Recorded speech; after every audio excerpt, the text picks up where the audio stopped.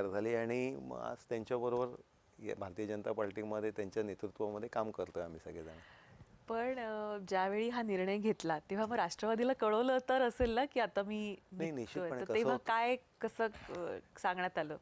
कसं होतं राष्ट्रवादीचं जर आपण बघितलं तर जन्मच हा त्या टायमाला डावकरे साहेब उपसभापती होते आणि A3 हा बंगला आमच्याकडे होता, तर त्या तिकडेच झाला आणि बऱ्याचशा बैठका तिकडे व्हायच्या. एक आत्मीयता म्हणजे कुटुंब म्हणून सगळ्यांशी संबंध होते. तटकरे साहेब असतील, अजितदादा असतील, पवार साहेब होते, यांच्याबरोबर एक जीवाभावाचे डावकरे साहेबांचे संबंध होते. आणि त्याच्यामुळे डावखरे साहेब म्हणजे पवार, शरद पवार यांचे जुने स्नेही आणि जुने सहकारी. हो, पण ज्यावेळेस पक्ष सोडायचा निर्णय घेतला त्यावेळेस निश्चितच या सगळ्यांना सांगून, या सगळ्यांना विश्वासात घेऊन हा निर्णय घेतला. कारण डावकरे साहेबांचे इतरही आमचे सगळा जो मित्रपरिवार होता त्या सगळ्यांना विश्वासात घेऊनच हा निर्णय त्यावेळेस मी घेतला होता.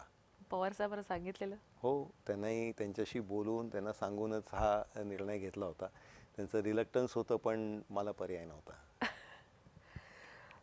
त्यानंतर ज्या पद्धतीनं NCP 2 NCP झाल्या किंवा काय, तेव्हा असं वाटलं की चला योग्य वेळी योग्य निर्णय घेतलेला? नाही, खरं मी परत या गोष्टीमध्ये परत वळून विचार नाही केला. कारण माझा स्वभाव असा आहे की एकदा आपण ज्यांच्याबरोबर आहोत आता पुढेच बघत बघत जायचं. त्याच्यामुळे 100% डेडिकेशन या पक्षामध्ये देत गेलो आणि एक आवर्जून जो मला आत्तापर्यंत जो फरक जाणवला, तर भारतीय जनता पार्टीमध्ये तुमच्या तुमची प्रोडक्टिव्ह व्हॅल्यूला महत्त्व दिलं जातं की तुम्ही काय आउटपुट देऊ शकता.